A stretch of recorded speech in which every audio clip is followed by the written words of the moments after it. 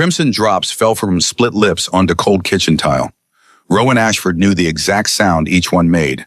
A wet tap, a tiny splash, the rhythm of her own blood hitting stone. She had counted these drops for 3 years now. Hundreds of them, maybe thousands. Each one a small prayer whispered to a God who never seemed to answer. Please, not today. Not him. The kitchen of the Redwood Ridge pack house smelled like roasted meat in desperation. 23 years old, and Rowan had learned to measure time not in seasons or birthdays, but in bruises. The purple-black one on her left cheekbone was 4 days old. Squishy. The greenish-yellow smear along her ribs marked last Tuesday's lesson, and the fresh split in her bottom lip, the one currently dripping onto the floor, was approximately 90 seconds new. Alpha Victor Kane stood over her, his chest heaving, his knuckles still clenched. A vein throbbed in his temple. Fury rolled off him in waves thick enough to taste metallic and hot, like pennies held too long in a closed fist. You spilled coffee on my shoes. His voice was quiet. That was the worst part. When Victor yelled, you could predict the storm. When he went quiet, the world collapsed. Rowan remained on her knees, head bowed, hands pressed flat against the cold tile. The position of submission. The posture of an Omega who knew her place. Every cell in her body screamed to fight back, to run, to shift, and tear out his throat with teeth that had never been allowed to sharpen. But she didn't move.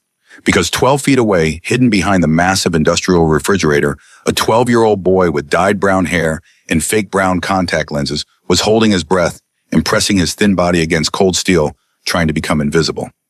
I'm sorry, Alpha. Rowan's voice came out hoarse, broken. Perfect. I didn't mean to. I'll clean them right now. The second blow came faster than the first.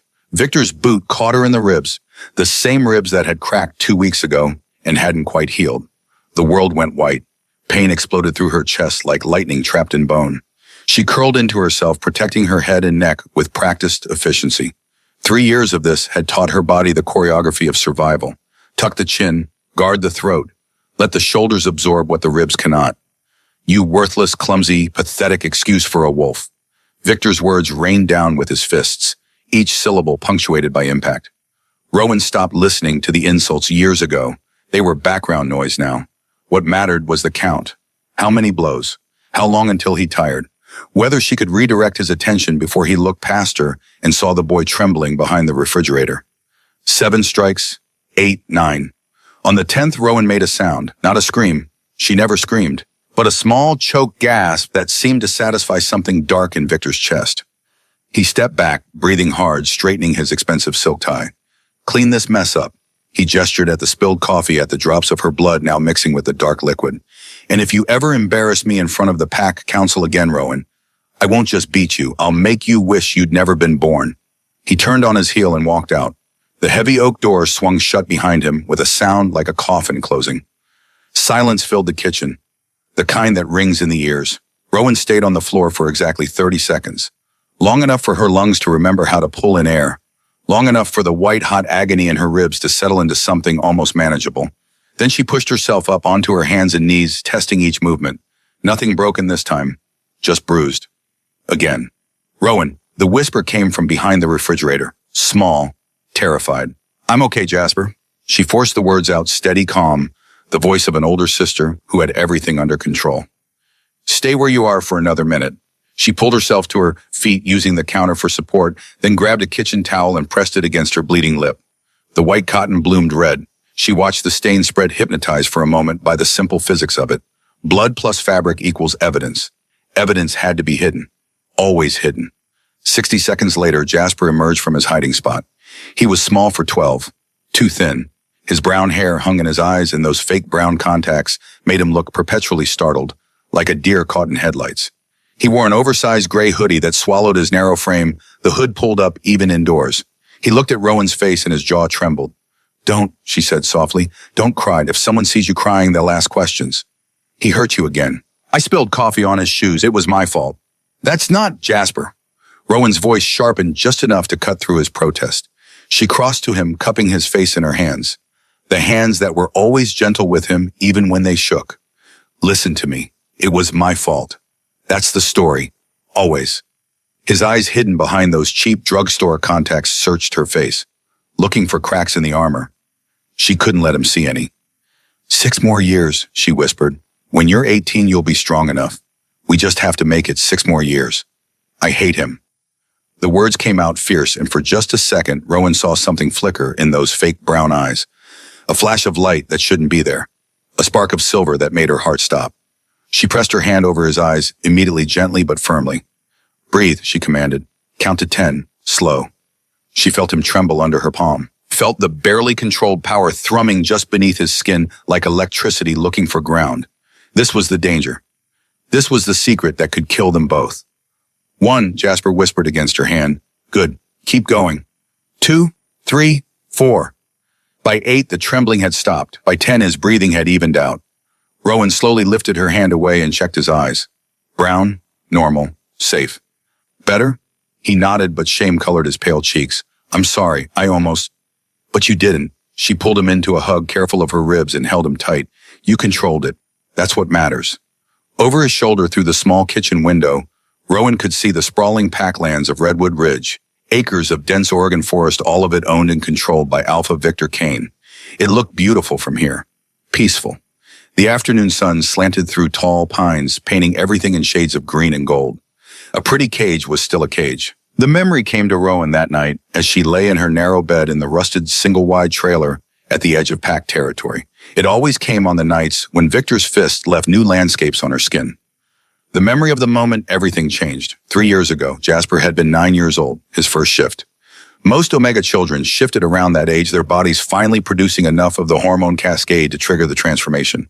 It was supposed to be a celebration. Parents gathered the pack, watched, everyone waited to see what color the eyes would flash. Yellow for a submissive wolf. Brown for a standard Omega. Gold if you were lucky enough to carry a hint of alpha genetics somewhere in your bloodline, though that was rare. Rowan had been 20, already broken in by Victor's particular brand of leadership. She'd taken Jasper deep into the woods that day, far from Packland, because she didn't trust Victor not to hurt him during the shift if something went wrong. She'd built a small fire, made tea from herbs Dr. Benjamin Cross had given her to ease the pain of transformation. Jasper had been shaking feverish, his small body racked with the biological storm of his first shift. It hurts, he'd whimpered. I know, sweetheart. I know, but it'll be over soon. She'd held his hand as the fever spiked, watched his back arch, seen the bones begin to reshape under skin that suddenly seemed too fragile to contain what was emerging. And then it happened. The shift completed in a rush of power that made the nearby trees shudder. Where a small boy had been a wolf now stood, sleek, silver gray fur, beautiful. But it was the eyes that stole Rowan's breath.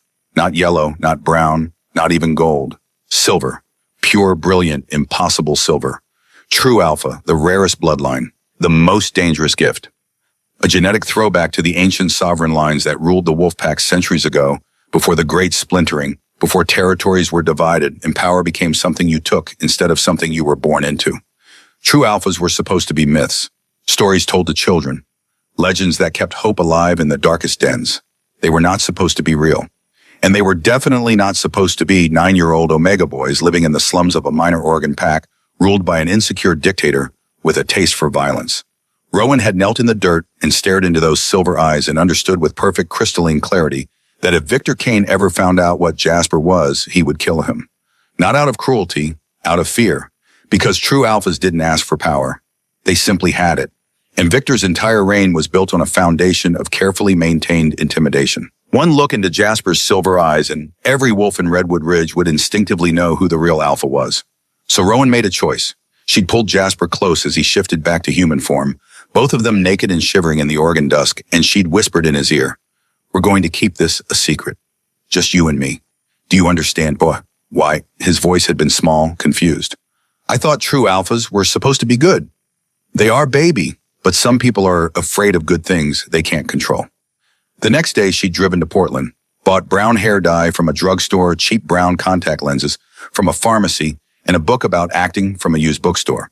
She'd come home and taught Jasper how to become someone else, how to dye his naturally dark blonde hair a mousy brown, how to wear the contacts every waking hour, how to slouch to make himself smaller, to drop his gaze to mumble instead of speak clearly, how to be invisible. And then Rowan had done something much harder. She'd made herself the opposite of invisible. She became the problem Victor Kane couldn't ignore. She spilled things, broke things, talked back, questioned orders, made mistakes so obvious and infuriating that Victor's rage had a clear, constant target. Every blow she took was a transaction. Her pain for Jasper's safety, her blood for his secret, her body as a lightning rod drawing the storm away from the only good thing left in her world. 6 more years, just 6 more years until Jasper was 18 and strong enough to leave to run to survive on his own. She could last 6 more years. She had to. Dr. Benjamin Cross was the only other person who knew. He was a weary beta in his late 50s with kind eyes buried under thick glasses and hands that trembled from too many years of patching up Victor's victims in silence. He ran the small pack clinic at the edge of Redwood Ridge territory, a converted hunting cabin that smelled like antiseptic and regret. Rowan visited him every Thursday night. The official story was that she was picking up omega suppressants, the hormone medication that kept submissive wolves from going into heat. The truth was more complicated. Sit. Dr. Cross gestured to the exam table already pulling on latex gloves. He didn't ask what happened anymore. The questions had stopped being relevant 2 years ago. Rowan climbed onto the table, wincing as the movement pulled at her bruised ribs. She'd wrapped them herself this morning with athletic tape from the pack house gym, but the binding was sloppy. She'd rushed. Dr. Cross cut away the tape with practiced efficiency, his jaw tightening as he saw the damage underneath. Purple and black, and a sick greenish yellow around the edges. Not broken this time, but close. He's getting worse, the doctor said quietly. I know how to handle Victor. That's not handling Rowan, that's surviving. There's a difference. Surviving is all I need to do. Dr. Cross pulled out his stethoscope, listening to her lungs, checking for fluid, for the pneumothorax she'd suffered 6 months ago, when a particularly brutal kick had cracked 3 ribs and punctured her lung. She'd nearly died in this very clinic, drowning on dry land, while Dr. Cross performed an emergency needle decompression with hands that wouldn't stop shaking. He'd saved her life that night. Then he'd filed a false medical report with the Lycan Council claiming she'd fallen downstairs. Because if the council knew the truth, they'd investigate. And if they investigated, they'd dig. And if they dug, they might find out about Jasper. Secrets protecting, secrets wrapped in lies and medical tape. You're clear, Dr. Cross said, finally pulling back. No fluid. You got lucky. Luck is relative. He didn't smile at the dark joke. Instead, he reached into a locked cabinet and pulled out a file folder. Not a medical file, a human one, printed on regular paper with a fake name typed across the top. Eleanor Vance. That was Rowan's alias in the human medical system.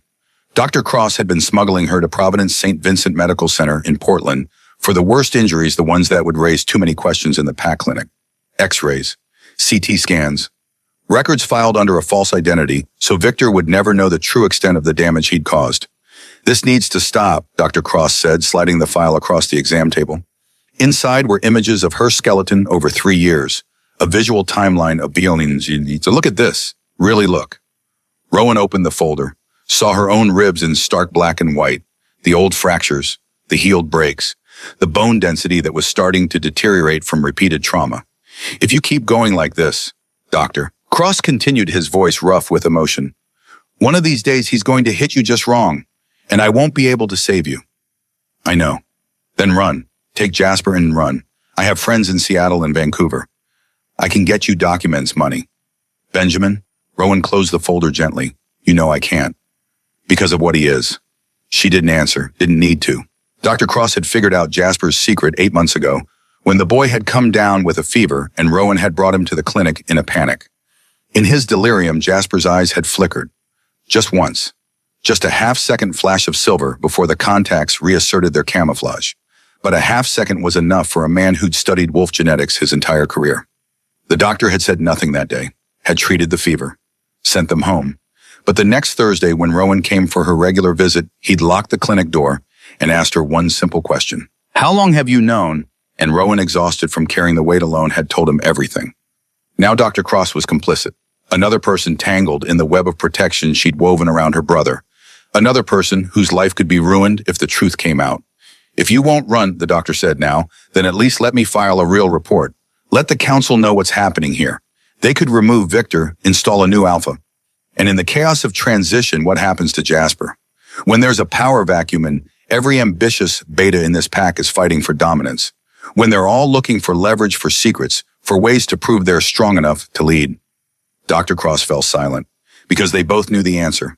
Chaos was more dangerous than routine. Predictable abuse was safer than unpredictable war. 6 more years, Rowan said quietly. That's all I need. Then Jasper will be 18. Old enough to leave pack territory legally. Old enough to survive on his own. You'll be dead in 6 years at this rate. Maybe, but he'll be alive. The doctor stared at her for a long moment. Then he reached out and took her hand. His palm was warm, his grip gentle. The touch of a healer who had seen too much suffering and was powerless to stop it. You're the bravest person I've ever met, he whispered, and the most stubborn. Rowan managed a small smile despite the pain radiating through her ribs. Stubborn is just brave without the applause. The news came 3 days later during the morning pack meeting. Alpha Victor Kane stood on the elevated platform in the center of the main lodge. His chest puffed out, his expression a carefully constructed mask of diplomatic pride. The Northern Territory has accepted our request for a border negotiation, he announced to the assembled pack. King Lysander Frost himself will be arriving in 1 week to finalize the treaty. The room erupted in murmurs. Rowan, standing at the back with the other Omegas, felt her stomach drop. Lysander Frost, the Wolf King of the North. Everyone knew the stories. He ruled the frozen territories of Alaska, commanding the largest and most powerful pack in North America. Some called him brutal. Others called him fair. But everyone agreed on one thing: you didn't cross Lysander Frost and live to tell about it. This is a great honor for Redwood Ridge, Victor continued, his voice booming with false humility. We will show the Northern King proper hospitality. A banquet will be held in his honor. All pack members are expected to attend and present themselves appropriately. His eyes swept the crowd and landed inevitably on Rowan. Especially our Omegas. You will serve the king and his retinue with the utmost respect. Any embarrassment, any failure will be dealt with severely. The threat hung in the air, heavy and specific. Rowan kept her face blank, submissive, empty. But inside, her mind was racing. A Northern King coming here. Political negotiations. High stakes. Victor would be on edge, paranoid, desperate to prove himself, which meant he'd be more violent than usual, more unpredictable, which meant Jasper was in more danger than ever. The Northern convoy arrived exactly 1 week later on a gray Tuesday morning when the Oregon rain was falling in sheets. Rowan stood on the wide front porch of the pack lodge with the other serving staff, her head bowed, her hands clasped in front of her. She wore a crisp white high-collared shirt that hid most of the bruises, and she'd layered heavy human makeup over the ones she couldn't hide. Her split lip had healed to a faint pink line. Her ribs still ached with every breath, but she'd learned to breathe shallow. 6 black SUVs rolled up the muddy drive, their windows tinted dark, their engines purring like satisfied predators. The moment the vehicle stopped, Rowan felt it. A pressure change in the air, like the moment before lightning strikes, like the world holding its breath. The first door opened. A man stepped out. Tall, broad-shouldered.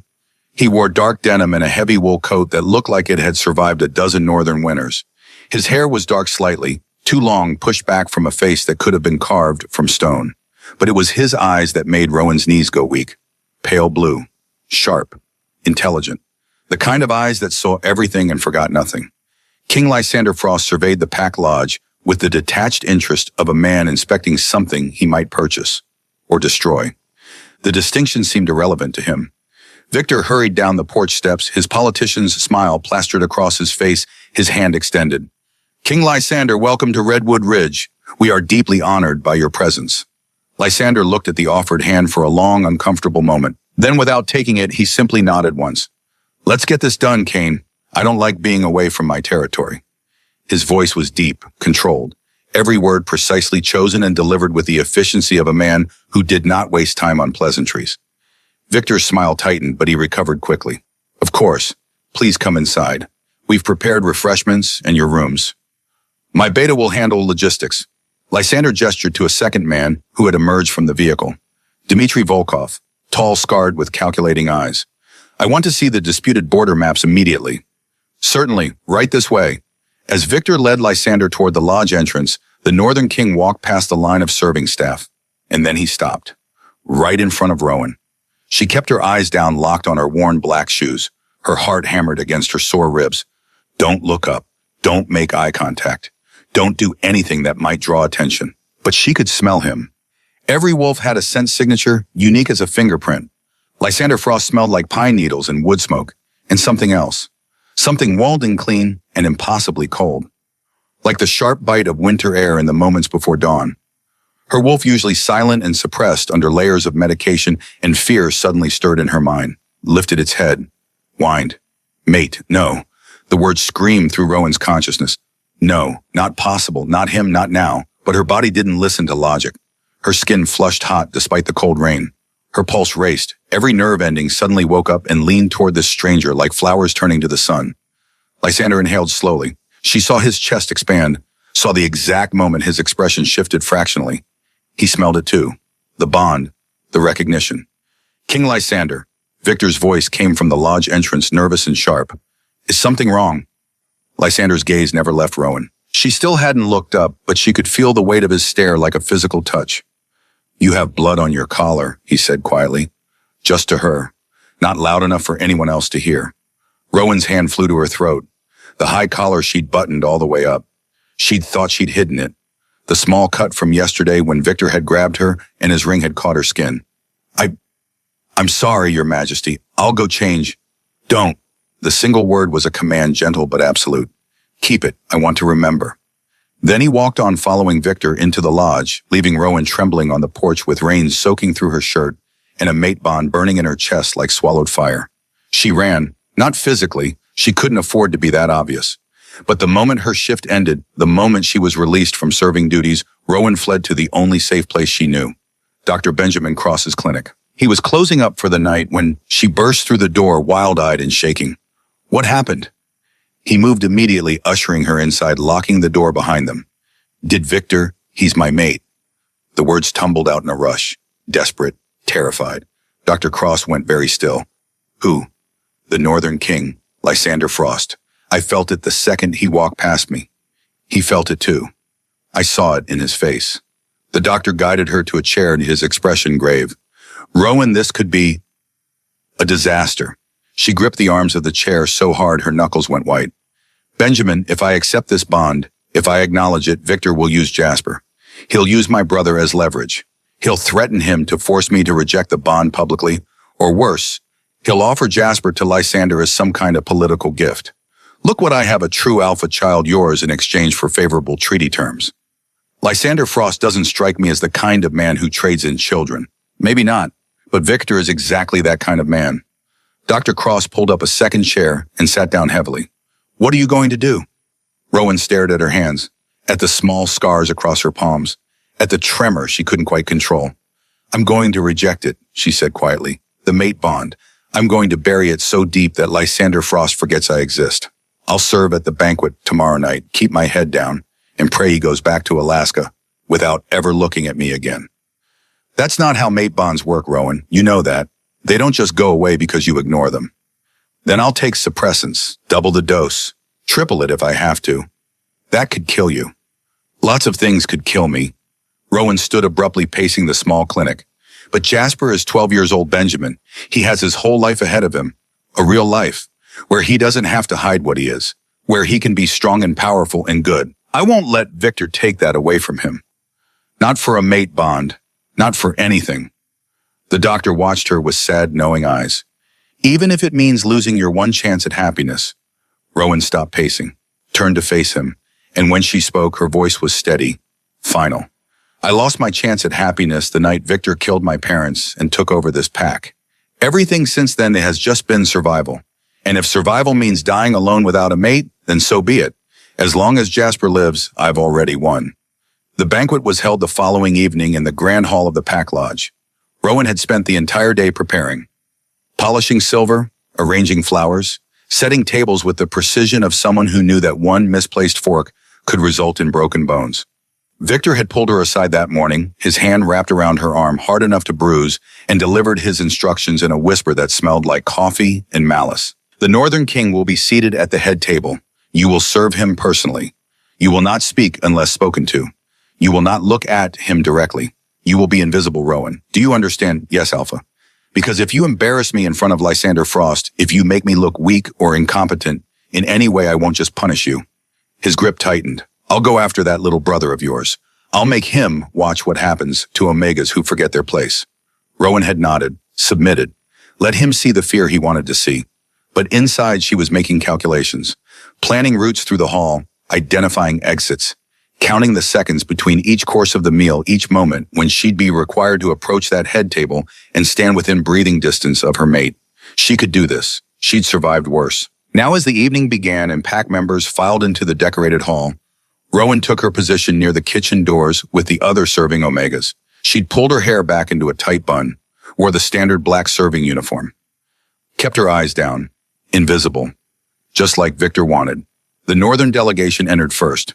Dmitry Volkov and 4 other betas, all of them massive and alert, scanning the room like soldiers expecting an ambush. And then Lysander Frost walked in. The room didn't exactly fall silent, but conversations stumbled. Wolves straightened.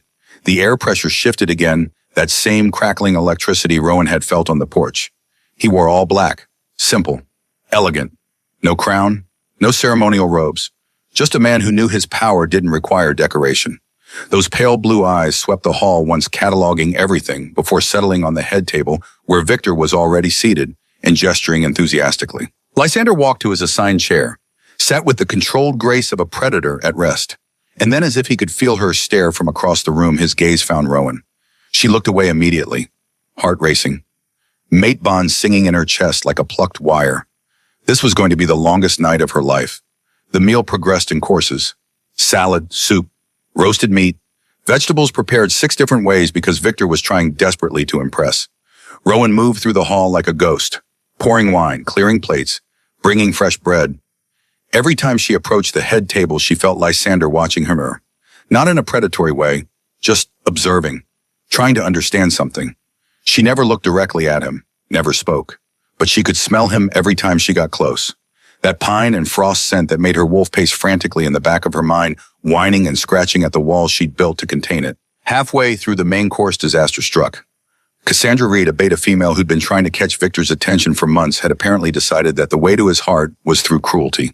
As Rowan walked past her table carrying a heavy tray of crystal glasses, Cassandra stuck her foot out. A classic move. Petty, predictable. Rowan saw it coming. In any other circumstance, she would have avoided it easily.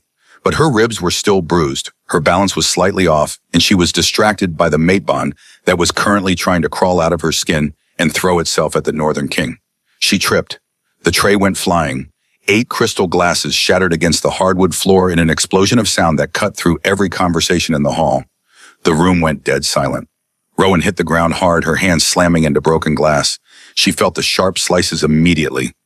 Warm blood welling up from a dozen small cuts across her palms. But the pain in her hands was nothing compared to the cold terror that flooded her veins. She'd failed. Embarrassed Victor, in front of the Northern King. Slowly she lifted her head. Victor was standing at the head table. His face was purple with rage, his eyes locked on her with an expression she knew too well. He was going to kill her this time. She could see it in the way his hands were shaking, in the vein throbbing in his temple. "You clumsy, worthless, pathetic," Victor came around the table like a freight train. Rowan scrambled backward on instinct, her bloody hands leaving smears on the floor, but he was faster. He grabbed her by the collar of her shirt, hauled her to her feet. The fabric dug into her throat, cutting off air. "I warned you," he hissed, close enough that she could see the spittle at the corners of his mouth. Feel the heat of his fury. "I told you what would happen if you embarrassed me." He pulled his fist back. Rowan closed her eyes. The thought of Jasper safe in the kitchen, hopefully too far away to see this. 6 more years. She just needed 6 more. The blow never landed. Instead, a sound filled the hall. A deep, chest-rattling snarl that vibrated the floor beneath her feet and shattered the remaining unbroken glasses on the nearby tables. It was a sound of pure, undiluted dominance.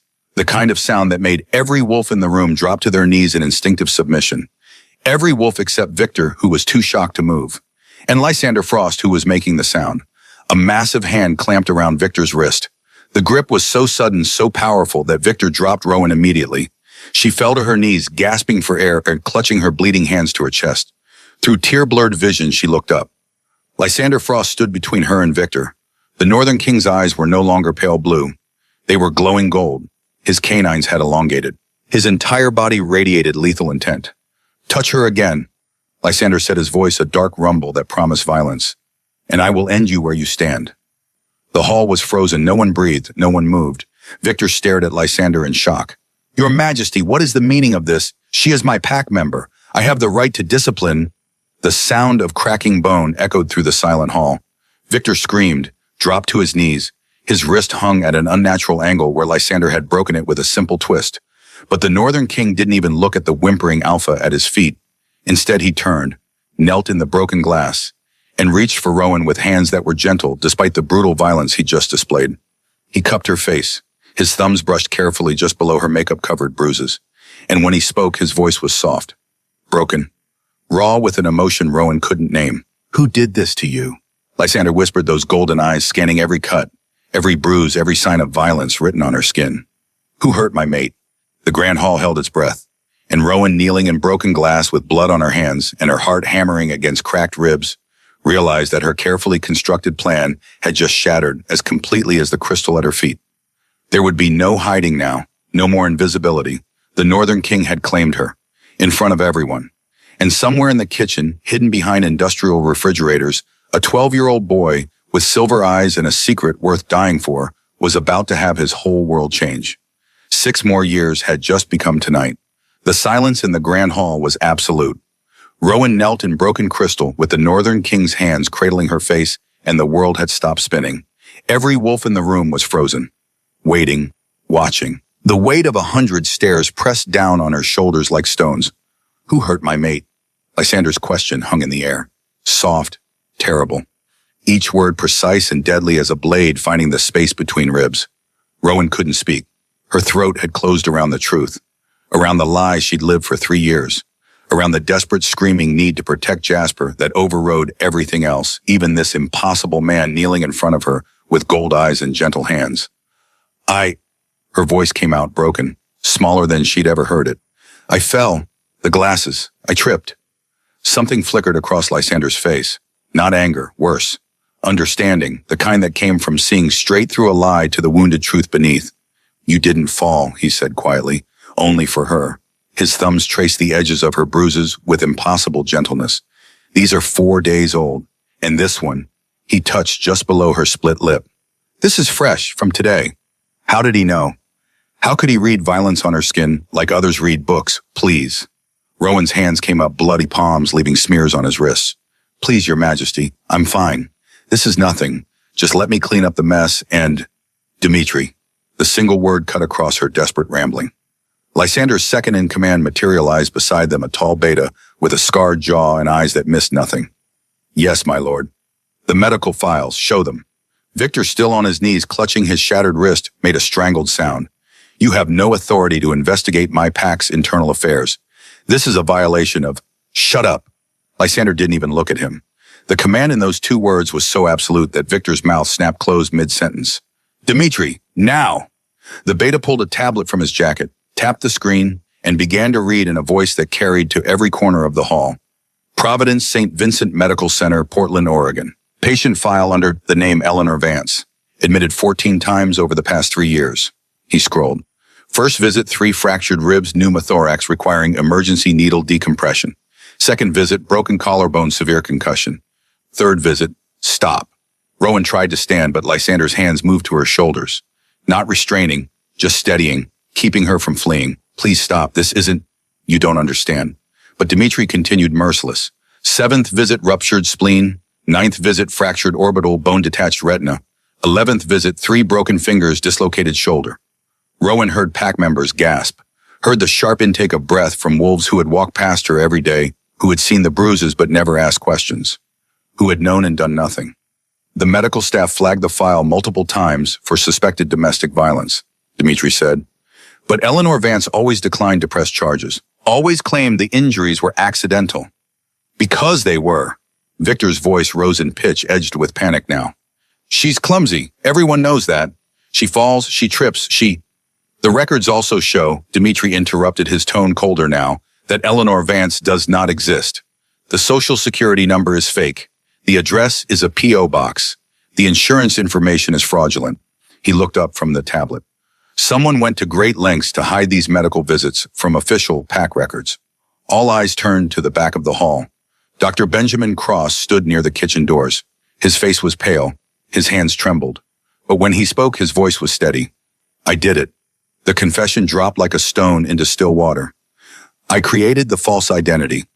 I took her to human hospitals under a fake name so Alpha Victor wouldn't know the extent of her injuries. Because if he knew, the old doctor's voice cracked. If he knew how badly he'd hurt her, he would have killed her to avoid the expense of a broken Omega. Victor shot to his feet, cradling his ruined wrist. You traitorous. Sit down, Kane. Lysander's voice was quiet, but the command in it made Victor's knees buckle. The Alpha dropped back to the floor like a puppet with cut strings. Rowan watched it happen in a daze, watched her carefully constructed house of lies collapse beam by beam. All the secrets she'd guarded, all the pain she'd hidden, spilling out into the light for everyone to see. Rowan, Lysander's voice pulled her back. She looked up into those gold eyes and the mate bond flared so bright it hurt. Her wolf was howling now, throwing itself against the cage she'd built in her mind, desperate to get to him, to lean into those gentle hands and never leave. But she couldn't, because Jasper. Why did you hide it? Lysander asked. Why didn't you tell someone, the council? Another pack, anyone? I couldn't. The words scraped out of her. I couldn't risk. She couldn't finish, couldn't say it, because somewhere behind those kitchen doors, Jasper was listening. And if she spoke his name now, if she drew Victor's attention to him in this moment of chaos and rage, everything would be over. Victor must have seen something in her face, some flicker of fear that had nothing to do with her own safety. His eyes narrowed, and Rowan watched helpless as understanding dawned across his features. You've been protecting something, Victor said slowly. All this time, every beating, every provocation. He laughed a sharp, bitter sound. You weren't clumsy, you were deliberate, drawing my attention, keeping me focused on you. Victor, don't. Because you were hiding something, someone. His eyes swept the room searching. Where is he? Where's that worthless little brother of yours? No. Rowan tried to stand, but her legs wouldn't support her. The blood loss from her cut hands, the adrenaline crashed the mate bond pulling at her chest like a fishhook. All of it conspired to keep her on her knees in the broken glass. Derek, Victor shouted, get the Omega boy. Now, Derek Stone, Victor's enforcer, a beta built like a brick wall with dead eyes and scarred knuckles, moved toward the kitchen doors. Stop. Lysander rose to his full height. No one moves. But Victor was beyond reason now. Beyond fear. He'd been humiliated in his own hall, his authority shattered along with his wrist. Desperation made him reckless. You want to know why she let me beat her? Victor's voice rose to a shriek. You want to know what she was protecting? Bring out the Oi! The kitchen doors burst open. Derek emerged, dragging a small figure by the arm. Jasper, 12 years old, drowning in an oversized gray hoodie, his fake brown eyes wide with terror behind those cheap drugstore contacts. No! Rowan's scream tore from her throat. She lunged forward, but Lysander caught her, held her steady even as she fought to get to her brother. Let him go. He's just a child. He didn't do anything. Victor crossed to Jasper in 3 strides, grabbed the boy's chin roughly. Show them, he hissed. Show them what you really are. Jasper's whole body was shaking. His eyes found Rowan's across the hall, asking permission, begging for guidance. And Rowan, who had spent 3 years teaching him to hide, to shrink, to be invisible, finally understood that there was nowhere left to hide. It's okay, she whispered, loud enough for only Jasper to hear. It's okay, sweetheart. Let them see. Victor ripped the contact lenses from Jasper's eyes. For a heartbeat, nothing happened. Then Jasper blinked, and the room collectively gasped. His eyes weren't brown, weren't yellow or gold like a normal wolf's. They were silver. Brilliant, luminous, impossible silver. True Alpha, someone whispered. The words spread through the hall like wildfire. Pack members who had been standing dropped to their knees. Not from Lysander's command this time. From pure instinct. From the genetic imperative that recognized royalty when it stood before them. Even Dimitri, hardened warrior, that he was bowed his head. Only Lysander remained standing, staring at the child with an expression Rowan couldn't read. Shock, wonder, something else. You hit a true Alpha. Victor's voice was strangled. You let me beat you for 3 years to hide this abomination. He's not an abomination. Rowan found her voice, found her strength. He's a 12-year-old boy who deserves to live without fear. He's a threat to my authority, Victor whirled on Lysander. You see it, don't you? You see what I've been dealing with. If word got out that a true Alpha was growing up in my pack, every ambitious wolf within 100 miles would come to take him, to use him. I would have been overthrown within a month. So you terrorized his sister instead. Lysander's voice was flat. Made her into a target, broke her bones and ruptured her organs and shattered her ribs because you were afraid of a child. I was protecting my pack. You were protecting yourself. Lysander moved then, crossed to where Derek still held Jasper. The beta immediately released the boy and stepped back, recognizing a superior predator. The Northern King knelt in front of Jasper, eye level with the trembling child. What's your name? Lysander asked gently. Jasper. The boy's voice was barely a whisper. Jasper Ashford. How old are you, Jasper? 12. And how long have you known about your eyes? 3 years since my first shift. Lysander nodded slowly. That's a long time to carry a secret. Must have been frightening. Jasper's silver eyes filled with tears. Rowan said it had to be secret. She said if anyone found out, they'd hurt me. So she made Alpha Victor hurt her instead. Every day, she did it on purpose, spilling things, breaking things, making him so angry he'd forget about me. The tears spilled over, ran down Jasper's thin face. She took every beating meant for me, he whispered. Every single one. The hall was silent, but it was a different silence now, heavy with shame, with the collective guilt of dozens of wolves who had watched Rowan suffer and convinced themselves it wasn't their business. Lysander reached out and very carefully wiped the tears from Jasper's cheeks. Your sister is the bravest person I've ever met, he said quietly, and you are very lucky to have her. I know. Jasper's voice broke. I know, and I hate it. I hate that she had to hurt because of me. I hate that I wasn't strong enough to protect her. You were 9 years old when this started. Strength isn't about size or power, Jasper. It's about choosing to be kind, even when the world is cruel. Your sister taught you that by example. Lysander stood turned to face Victor. The alpha was still on his knees, face twisted with rage and fear. You're right about one thing, Cain. A true alpha in your pack would have been the end of your reign, but not because Jasper would have challenged you. Lysander's voice dropped, became something cold and terrible. It would have ended because every wolf with eyes would have looked at that child and then looked at you, and they would have finally seen the truth. That you're a coward who rules through fear. That your authority is built on violence against those weaker than you. That you don't deserve the title of alpha. You can't. I can. Lysander's eyes flashed gold again. By the authority granted to me by the Lycan High Council as Northern Sovereign, I hereby strip you of your rank, Victor Cain. You are no longer Alpha of Redwood Ridge. You are no longer anything. No, Victor lunged, not at Lysander, at Jasper. It happened in a blur of motion. Victor's good hand grabbed for the boy's throat. Rowan screamed. Derek moved to intercept but was too slow. And then Jasper did something no one expected. He didn't fight back, didn't use his true alpha power to defend himself. Instead, the 12-year-old boy closed his eyes and whispered, I'm sorry you're so scared. The moment Victor's hand made contact with Jasper's, skin light exploded from the child. Not violent, not destructive. It was silver and soft and warm. It pulsed out from Jasper in gentle waves that washed over the entire hall. And everywhere it touched, something eased. Tension released. Old wounds stopped aching. The air itself seemed to lighten. Victor screamed, jerked his hand back as if he'd touched hot iron. But he wasn't burned. He fell to his knees, staring at his palm in shock. Because the broken wrist that Lysander had shattered was healing. The bones knitting back together. The swelling reducing. All around the hall, wolves gasped. Pack members touched their own bodies in wonder. Old injuries that had troubled them for years suddenly didn't hurt anymore. Scars faded. Chronic pains vanished.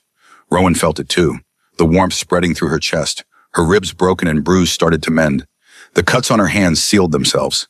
Even the old fractures, the ones that had healed wrong and left her with constant aches, realigned and strengthened. Jasper opened his eyes. The silver glow faded slowly. I don't want to hurt anyone, he said softly. I just want everyone to stop hurting. The hall was silent for a long moment. Then one by one, every wolf present dropped to their knees, not in submission, in reverence, because this was what a true alpha really was. Not a weapon, not a tool for political power. A healer, a bringer of peace. Lysander was the first to stand. He walked to Rowan, who was staring at her healed hands in disbelief, and helped her to her feet. His arms stayed around her waist, supporting her. Dimitri, the Northern King said calmly, call the council. Victor Cain is to be taken into custody for systematic abuse and attempted assault of a true alpha. I want him in a council prison by morning.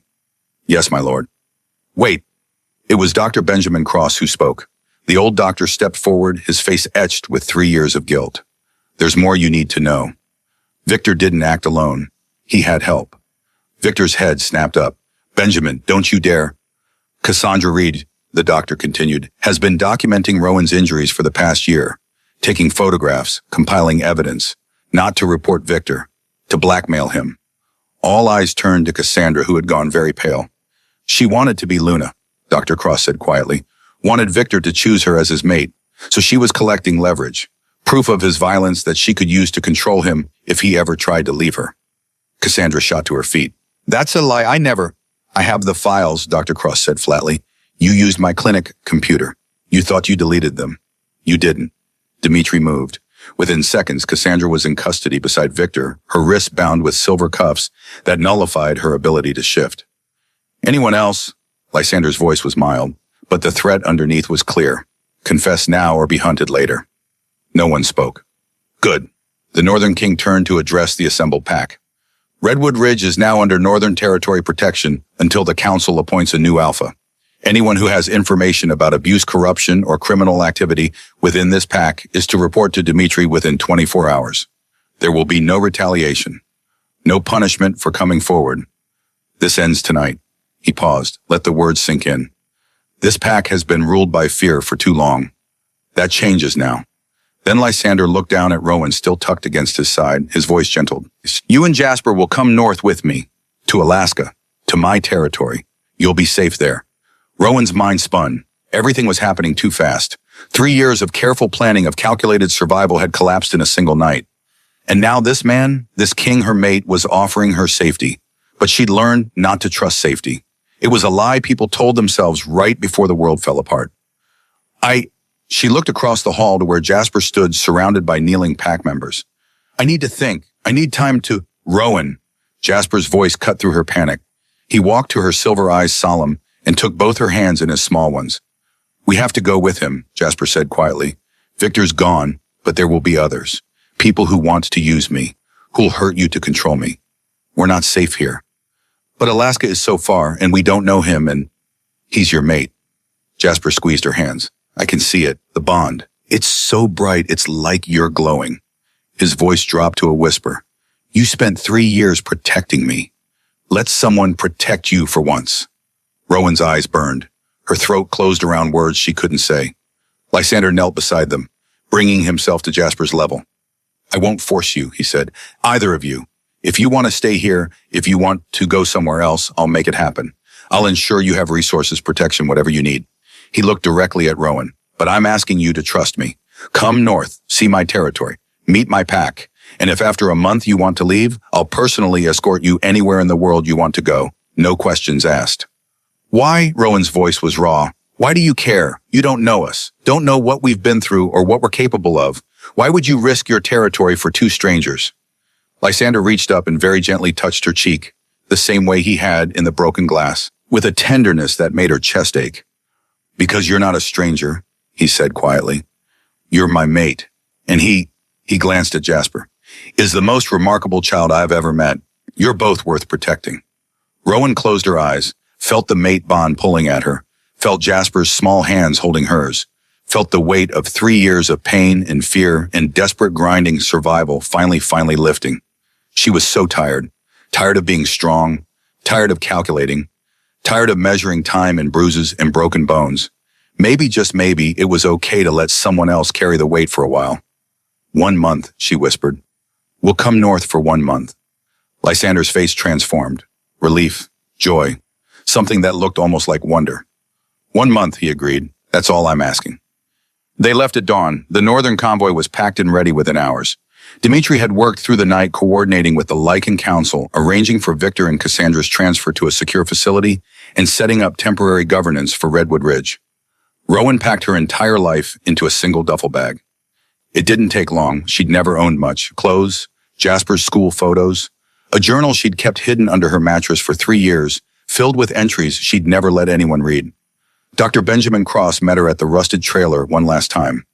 I'm sorry I couldn't do more, he said quietly. I should have reported him years ago. Should have. You saved my life more times than I can count. Rowan hugged him carefully. Thank you, Benjamin, for everything. The old doctor pressed a folder into her hands. Your real medical records, not the fake ones. Keep them. You'll need them for proper treatment up north. She nodded. Couldn't speak around the lump in her throat.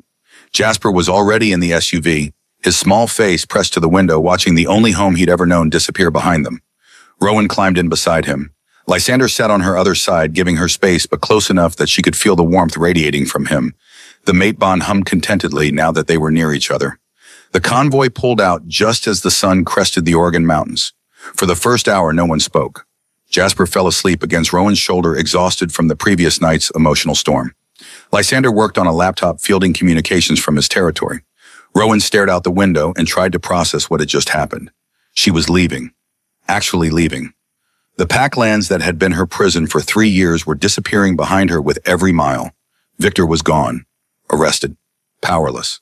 And she was sitting in a luxury SUV next to a Northern King who smelled like winter, and safety heading toward a territory she'd never seen with a mate bond burning bright in her chest. It felt like a dream, the kind she used to have in the hours between beatings when she'd close her eyes and imagine rescue. But this was real. The leather seat beneath her, the warmth of Jasper's small body pressed against her side, the subtle pine scent of the man beside her. Real and terrifying. You're shaking. Lysander's voice was quiet. He'd closed his laptop, was watching her with eyes that saw too much. I'm fine. You're not, and that's okay.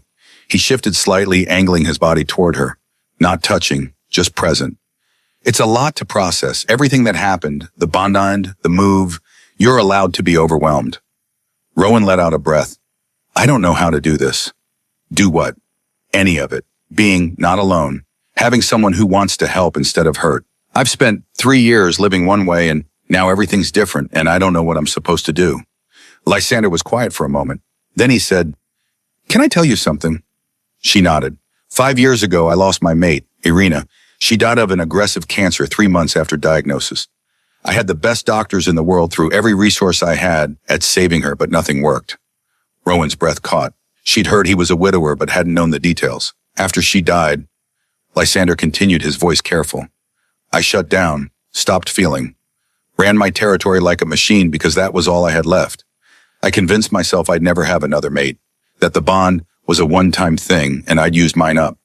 He looked at her then, really looked at her. And then I walked past you on that porch and smelled blood and lavender, and something in me woke up that I thought was dead forever. The bond hit me so hard I could barely breathe. Rowan's heart hammered. Why are you telling me this? Because I don't know how to do this either. I'm terrified of messing it up, of pushing too hard or not hard enough, of being what you need when I'm still figuring out how to be whole again myself. His hand hovered near hers on the seat, not touching, offering. But I think maybe we can figure it out together. One day at a time. No expectations, no pressure, just honesty. Rowan stared at his hand, at the scars across his knuckles from 100 battles she'd never witnessed, at the steadiness in those long fingers. Slowly, carefully, she slid her healed palm into his. The mate bond flared, bright and warm and right. One day at a time, she echoed. Lysander's fingers closed around hers, gentle, secure. One day at a time. They drove for 4 days, through Oregon's rain-soaked forests, through Washington's mountain passes, through British Columbia's endless wilderness, and finally into Alaska. Rowan watched the landscape change outside the window, watched green give way to white, watched civilization thin and disappear until there was nothing but wild beauty and snow-capped peaks that looked like they'd been here since the beginning of time. Jasper came alive in the convoy. The boy who'd spent 3 years making himself invisible suddenly had space to exist. He talked to Dimitri about true Alpha history, asked questions about the North, laughed at jokes the Beta warriors told. Rowan watched her brother transform and felt something in her chest crack open. This was what childhood was supposed to look like. Joy, curiosity, safety. She'd stolen that from him, kept him locked in fear and secrets because she thought it was the only way to keep him alive. But maybe there was another way, a better way. We're here. Lysander's voice pulled her from her thoughts. She looked up and saw it. Frost Peak territory. The convoy had climbed into the Chugach Mountains following a private road that wound through forests of spruce and hemlock. And there, carved into the mountainside, was a compound that looked like something from a fairy tale. Stone and timber buildings that seemed to grow out of the rock itself. Smoke curling from chimneys. Wolves in human form moving through snow-covered paths bundled in furs and wool. It was beautiful, remote, wild. The convoy stopped in a central courtyard. Wolves emerged from buildings, curious and welcoming. Children ran through the snow, their laughter echoing off the mountains. Lysander opened the door, helped Rowan out. The cold air hit her like a slap, sharp and clean. Nothing like Oregon's damp chill. This was a different kind of cold. Honest. Pure. Welcome to Frost Peak, Lysander said. You're home for the next month at least. Home. Rowan had forgotten what that word meant. Jasper climbed out beside her, silver eyes wide with wonder. It's beautiful, he breathed. It is. Lysander knelt beside the boy. And it's yours, Jasper, for as long as you want it. No one here will hurt you. No one will use you. You're safe. The boy's face crumpled, and then he did something that made Rowan's heart stop. He threw his arms around Lysander's neck and sobbed, "Just let go." And all the fear and pain and 3 years of holding himself together while his sister took beating after beating to protect him. It all poured out in great racking sobs against the Northern King's shoulder. And Lysander, this powerful, dangerous man, just held him, rubbed small circles on the child's back and murmured, "You're safe now. I've got you. You're safe." Rowan's vision blurred with tears. A female wolf approached, older with gray-streaked hair and warm brown eyes. "I'm Kenna," she said gently. "I run the healing house. Why don't I show you to your rooms? You must be exhausted." Rowan nodded, not trusting her voice. They were led to a beautiful stone cottage on the edge of the compound. 2 bedrooms, a common area with a fireplace, and windows that looked out over endless mountains. "The larger room is yours," Kenna said to Rowan. "The smaller one is for your brother. There's food in the kitchen, clothes in the wardrobes, and if you need anything at all, just ask. Everyone here knows who you are. You'll be treated with respect." After Kenna left, Rowan stood in the center of the cottage and tried to process it all. A real bed, a fireplace, windows without bars, food she didn't have to steal, safety. She walked to the window and pressed her forehead against the cold glass. Behind her, she heard Jasper exploring his room, heard his soft exclamation of joy when he found books on the shelves. And outside through the window, she saw Lysander standing in the courtyard, talking to Dimitri, making arrangements, protecting his territory, protecting them. Her mate.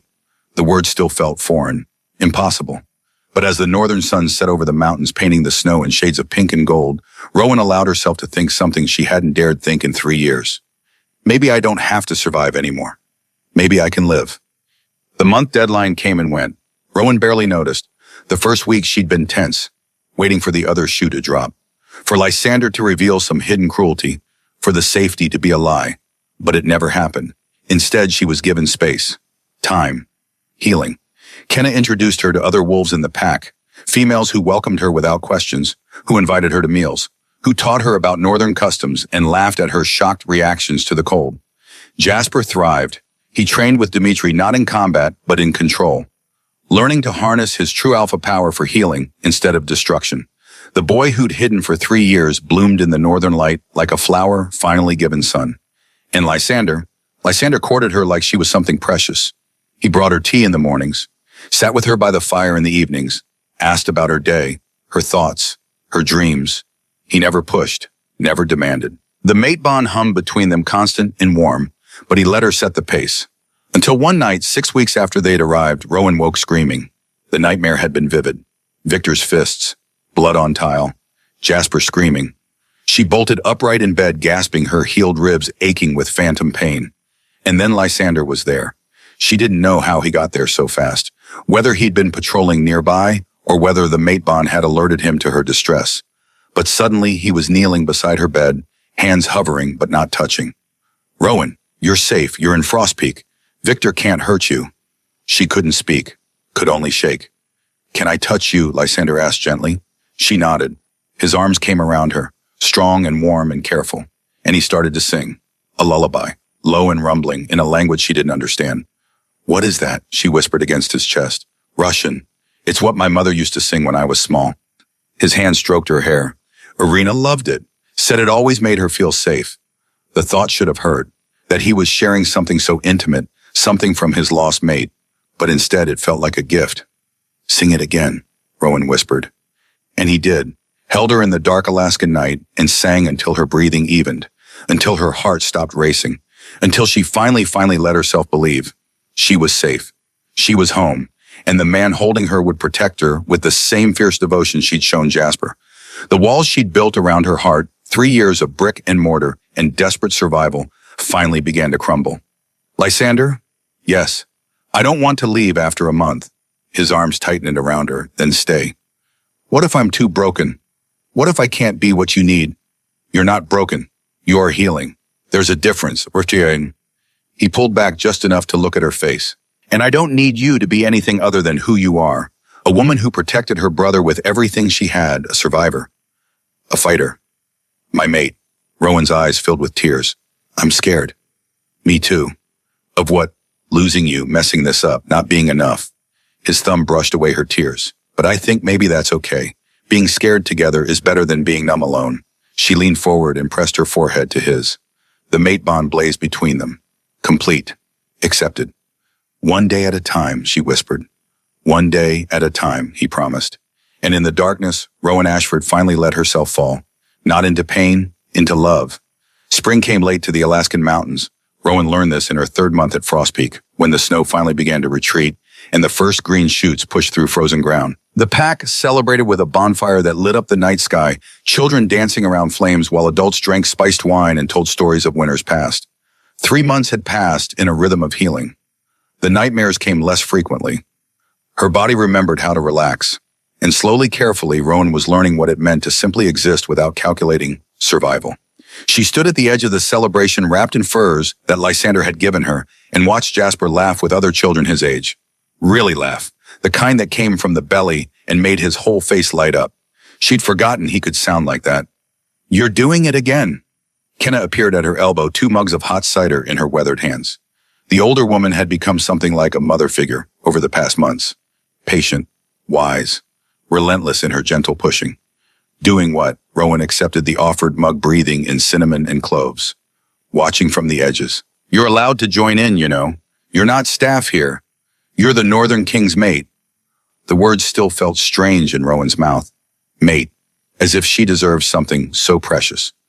I don't know how to be that, she admitted quietly. How to be his mate. How to be anything other than survivor. Kenna finished the sentence. Rowan couldn't. I know, child, but survival mode has an expiration date. Eventually you have to learn to live. Rowan took a long drink of cider.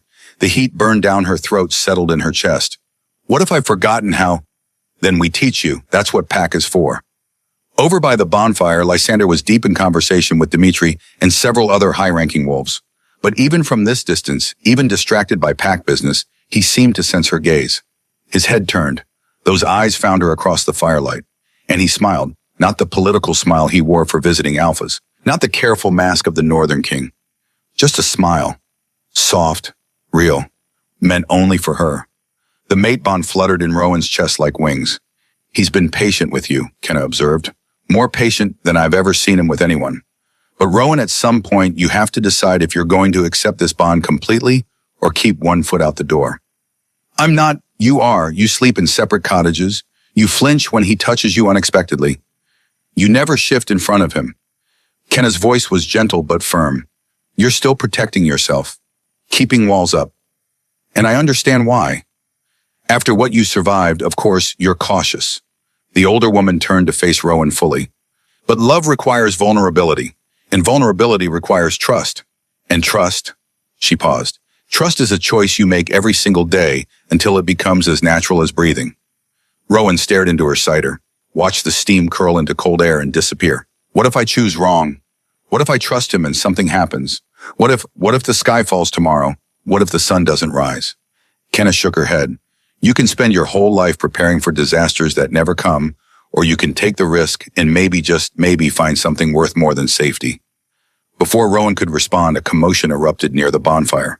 Jasper had climbed onto a log, his silver eyes bright in the firelight, and was challenging another boy to a friendly wrestling match. The crowd cheered. Money changed hands as pack members placed bets. Rowan's heart seized. He'll get hurt. He's fine. Kenna's hand on her arm stopped her from rushing forward. Watch. The match began. The other boy was bigger, older by a year or two. He lunged at Jasper with the confidence of someone who'd been training since birth. Jasper sidestepped. Not with supernatural speed or true alpha power, just with the natural agility of a child who'd spent years making himself small and invisible. He knew how to read movement, anticipate attacks, dodge. All the survival skills Rowan had taught him repurposed into play. The crowd roared with laughter and approval as Jasper danced around his opponent, never striking back, just avoiding every grab and tackle until the bigger boy was winded and laughing too hard to continue. You see, Kenna said softly, he's not the terrified child you had to protect anymore. He's growing, changing, learning to use his strength for joy instead of just survival. Rowan's eyes burned. I taught him to hide, to be afraid. You taught him to survive when survival was all there was, but now there's more, and he's embracing it. Kenna squeezed her arm. The question is, will you? The nightmares came less frequently now, but they still came. Rowan woke in darkness to phantom pain in her ribs, The ghost of Victor's fists, the metallic taste of fear. But now, instead of lying awake until dawn, she had a different option. She rose, wrapped herself in the thick robe Lysander had given her, and walked across the compound to his cottage. She'd done this 5 times now, 5 times in 3 months.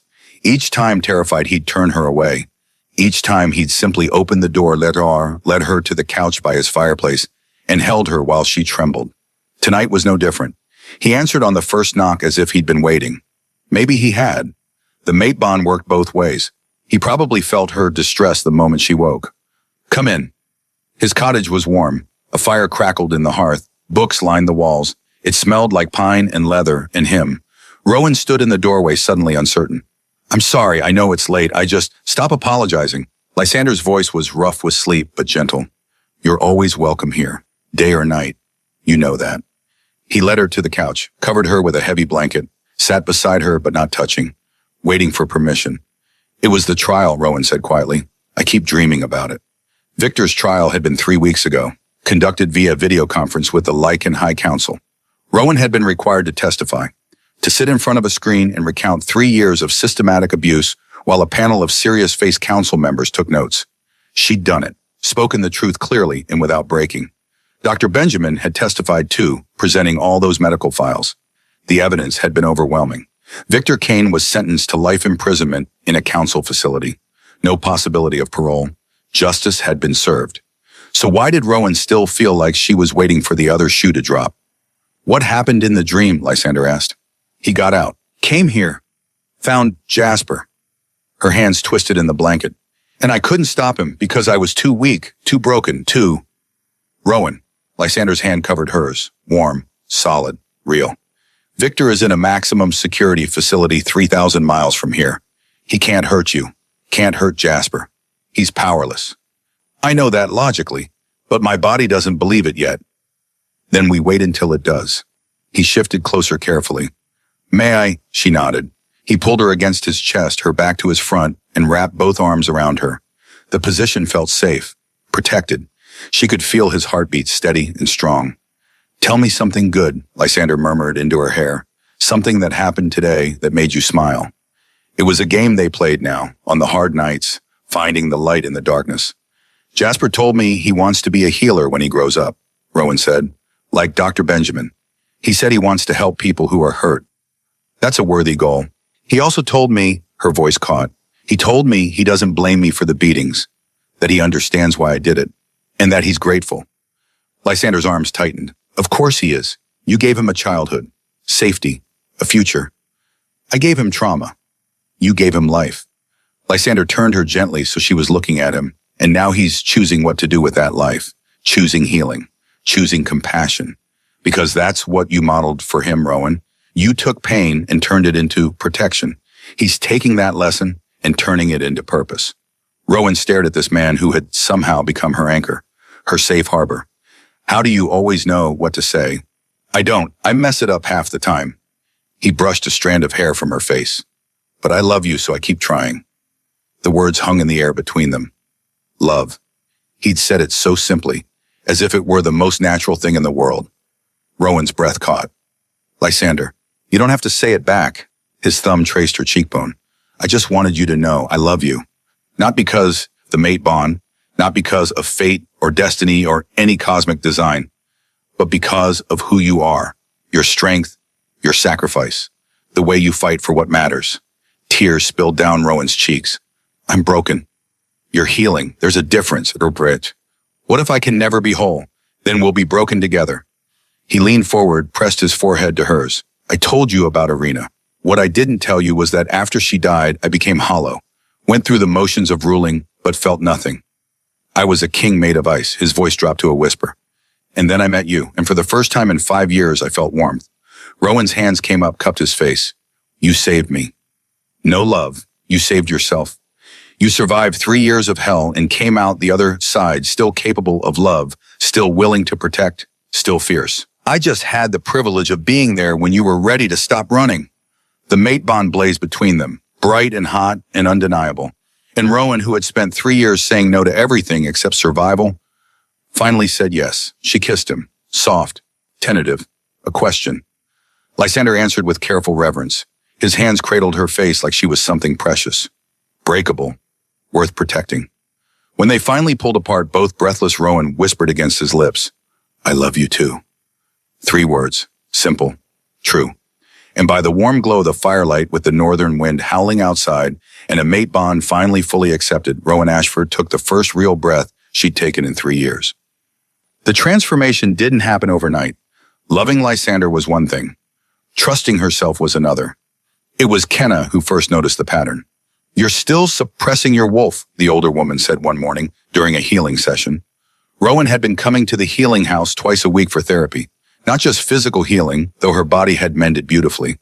Emotional healing, processing trauma, learning to live without constant hypervigilance. "I'm not suppressing anything," Rowan protested. "When's the last time you shifted?" Rowan opened her mouth, closed it, realized with a jolt that she couldn't remember. "Before Victor," she said finally. "Before everything, years ago." "Your wolf is part of you, Rowan. By suppressing the shift, you're suppressing part of your own identity." Kenna pulled out a leather-bound journal. "I want to try something. It's called wolf meditation. You connect with your inner wolf without actually shifting. Talk to her. Listen to what she needs." "That sounds like nonsense. Humor me." So Rowan sat cross-legged on a cushion in the healing house and closed her eyes and tried to find the wolf she'd been ignoring for 3 years. At first, there was nothing. Just darkness and the sound of her own breathing. Then slowly she felt it. A presence in the back of her mind. Small, curled up, wounded. Her wolf. "Hello," Rowan thought tentatively. The wolf lifted its head. Amber eyes gleamed in the darkness of her mind. It looked thin, tired, but alive. "Why did you leave me alone?" The wolf's voice was her voice, but different. Older. Wiser. "I had to protect Jasper. If I shifted, if I let you out, Victor might have noticed. Might have realized we were stronger than we pretended. So you locked me away. I'm sorry." The wolf stood, shook itself. "You taught me to be small, to hide. But I was never meant to be small, Rowan. Neither were you, I know. I'm trying to remember that. Then let me out. Let me run. Let me be free." Rowan's eyes snapped open. She was breathing hard, tears streaming down her face. Kenna waited patiently. "I've been hurting her," Rowan whispered. "My wolf, all this time. I thought I was protecting us, but I was just caging another part of myself." "Yes," Kenna's voice was gentle. "But you can fix it. You can heal that part of yourself too." "How? Shift." Remember what it feels like to be whole." Rowan chose a clear night when the moon was full. Not the balcony with northern lights this time. Instead, she asked Lysander to take her to the wilderness meadow beyond Frost Peak's borders. She wanted open sky, open space, room to breathe and run without walls. Lysander went with her, and Jasper, and Kenna, and Dimitri, and a handful of other pack members who had become friends over the months. They hiked into the wilderness to a meadow blanketed in snow that sparkled like diamonds under moonlight. "You don't have to do this," Lysander said quietly, "not if you're not ready." But Rowan was ready. She'd been ready for months. She just hadn't known it. "I want to," she said. "I need to." She stepped forward into the center of the meadow, removed the heavy furs, let the cold air kiss her skin, and then she called to the wolf she'd imprisoned for 3 years. "I'm sorry. I'm so sorry, but I'm ready now. Are you?" The wolf answered with a howl that echoed in her bones. The shift came hard, painful. Her body had forgotten the choreography of transformation. Bones cracked and reformed. Muscles stretched. Fur erupted from skin. But Rowan didn't fight it. She leaned into the pain, accepted it, and let it carry her through to the other side. When the shift completed, she stood on 4 legs in the snow and felt whole for the first time in 3 years.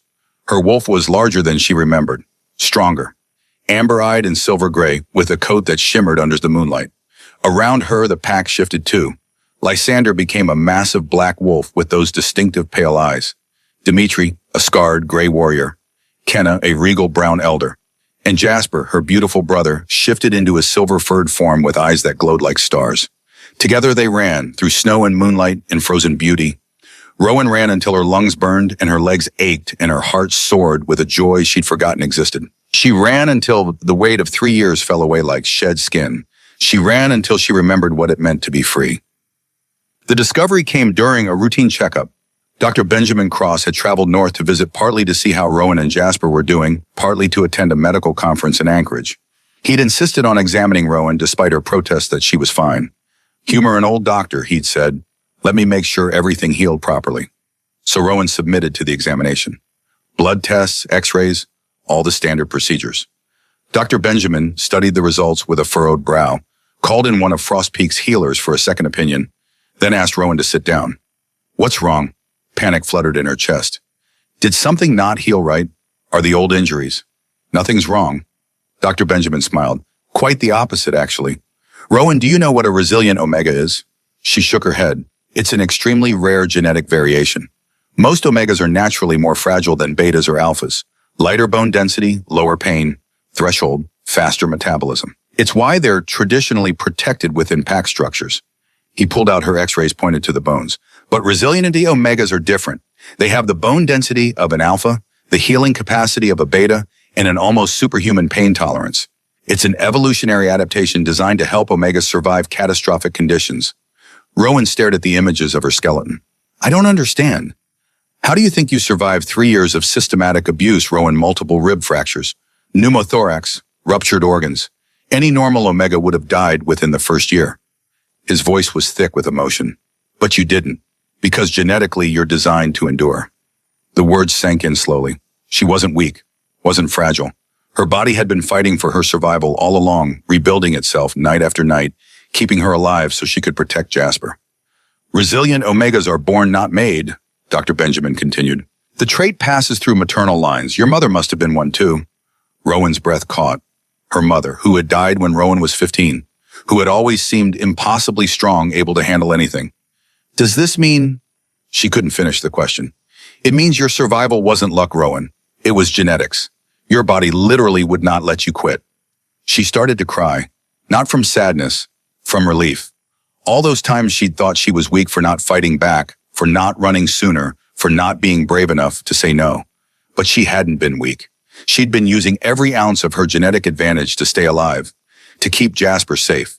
She hadn't failed. She'd succeeded. Dr. Benjamin hugged her while she sobbed, and when Lysander burst through the door, alerted by the mate bond's distress signal, the old doctor simply stepped aside and let the Northern King gather her into his arms. I'm not broken, Rowan whispered against Lysander's chest. I was built to survive. I know, love. He kissed the top of her head. I've always known. The ceremony was Lysander's idea. The pack needs to officially recognize you as my mate, he explained. Not just politically, but spiritually. It's tradition. Rowan's first instinct was to refuse, to hide, to avoid the spotlight.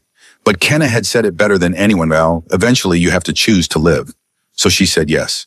The ceremony was scheduled for the summer solstice when the Alaskan sun barely set and the whole territory glowed with perpetual golden light. Pack members spent weeks preparing, building an altar of stone and wood in the central meadow, weaving flowers into garlands, practicing ceremonial songs in the old language. Rowan was fitted for a dress, not white but deep forest green, the color of life and growth. It was beautiful, terrifying. The night before the ceremony, Jasper found her sitting alone in her cottage, staring at the dress hanging on the door. You're scared, he said. Not a question, a statement. Terrified. Jasper climbed onto the couch beside her. At 12, still small for his age, but his silver eyes held that same gentle wisdom. Why, boss? Because once I do this, once I accept the bond publicly, there's no going back. I'll be the Northern Queen. I'll have responsibilities and expectations, and everyone will be watching. And what if I fail? What if I'm not good enough? Jasper was quiet for a long moment. Then he took her hand. You spent 3 years protecting me, he said softly, taking beatings, breaking bones, bleeding, all so I could have a future. And you never once asked me if I thought you were good enough. Rowan's throat tightened. Now it's my turn to protect you. Not from fists, from your own fear. He squeezed her hand. You are good enough, Rowan. You're brave and strong, and you deserve to be loved without shame. You deserve to be happy. What if I forget how to be the person he fell in love with? He didn't fall in love with a perfect person. He fell in love with you. Messy, scared, real. Jasper smiled. And I promise if you ever forget who you are, I'll remind you. The same way you reminded me every day that I was worth protecting. Tears streamed down Rowan's face. When did you get so wise? I learned from the best. She pulled him into a fierce hug. Her baby brother. Not so baby anymore. Thank you, she whispered. Always. The ceremony began at dawn. The entire Frost Peak pack gathered in the meadow, Hundreds of wolves in human form, all dressed in their finest. The air smelled like pine and summer flowers in anticipation. Rowan walked through the crowd alone. No one to give her away. No father to pass her from one man's protection to another. Because she didn't need that. She was walking to Lysander of her own free will, making her own choice. He waited at the altar in formal northern dress.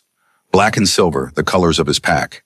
His eyes tracked her approach, and the expression on his face stole her breath. Wonder, reverence, love. When she reached him, he extended his hand. She took it without hesitation.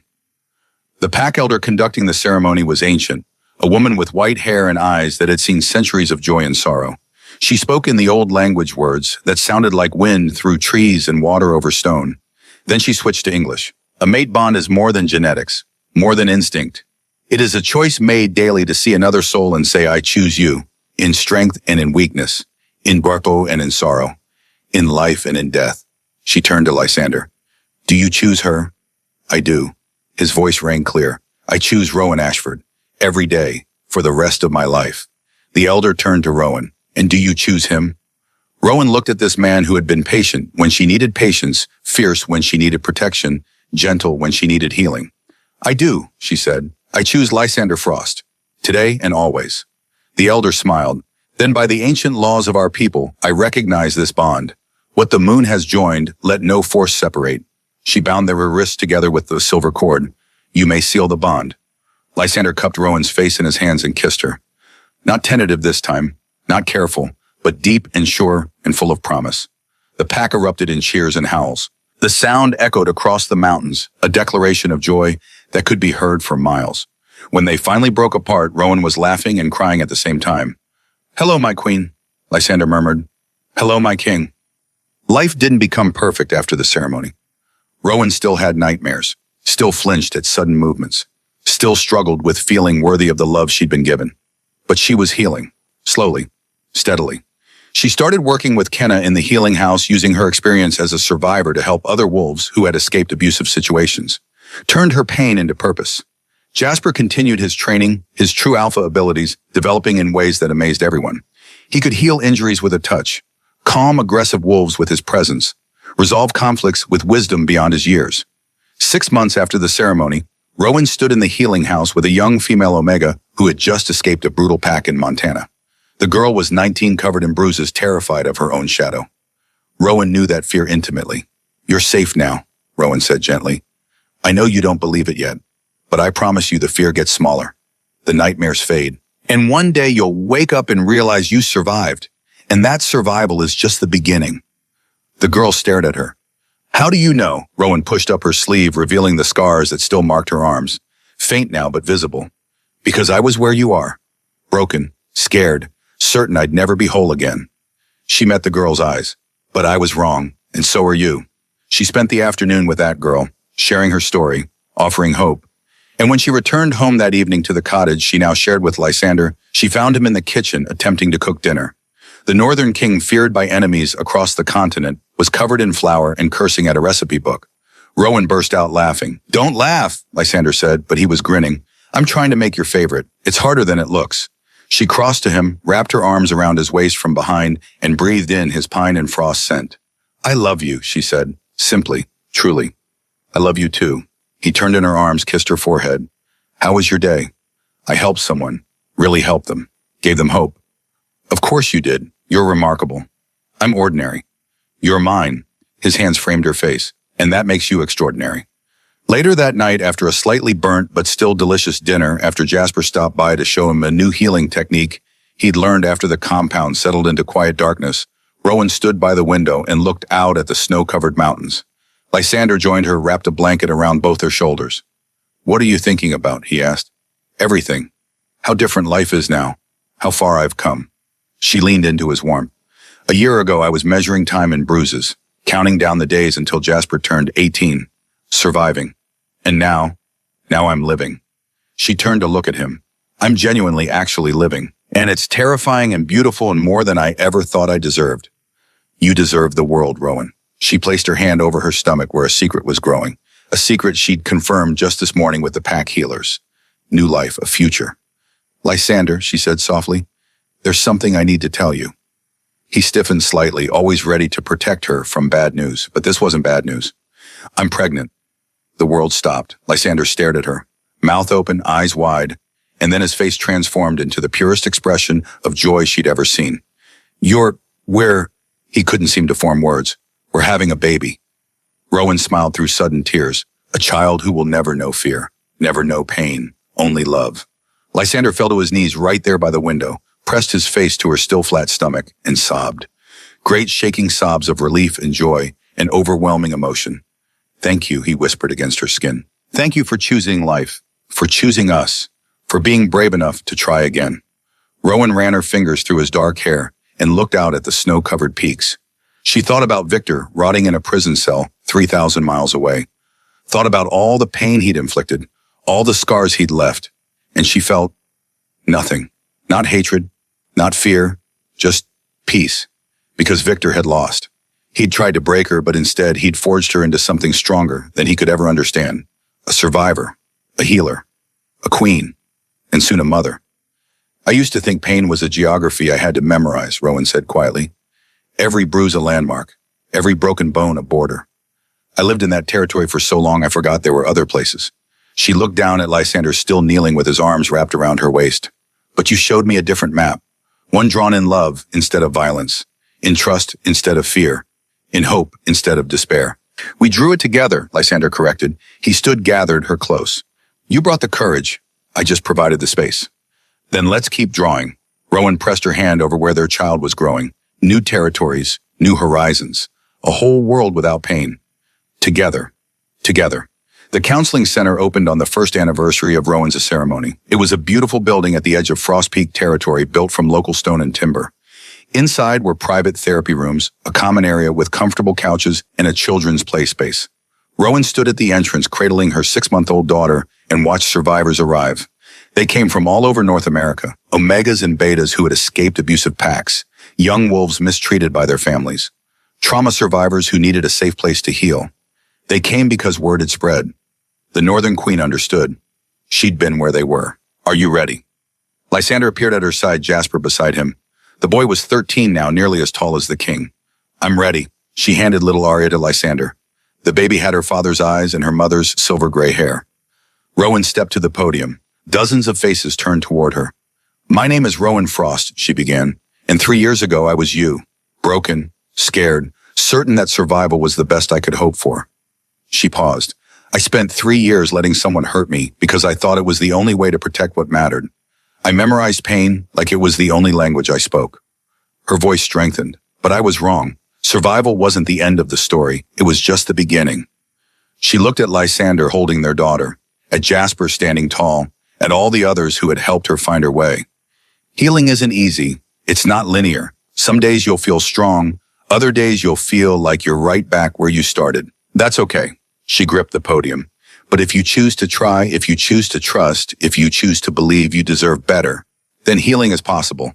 Actually, really, truly possible. Tears streamed down faces in the crowd.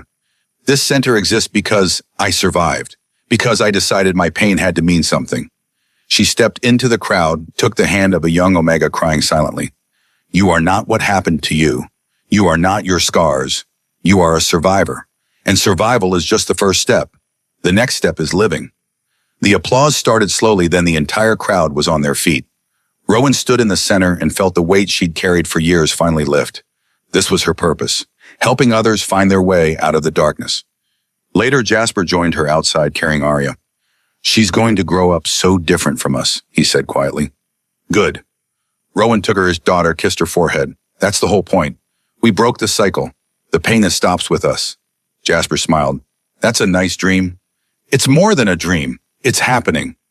Lysander appeared, wrapped his arms around them both. Rowan looked at the counseling center lit against the darkening sky, at the wolves still sharing stories, finding community.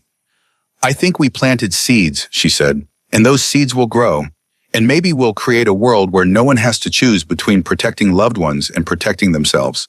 Pain had once been a geography she memorized, but now she was mapping new territories, creating new landmarks, not in bruises, not in blood, but in love, in hope, in the certainty that she was exactly where she was meant to be. Whole, healed, home. And the map she was drawing would guide others home too. One survivor at a time. To live, to thrive, to love without fear, to be free.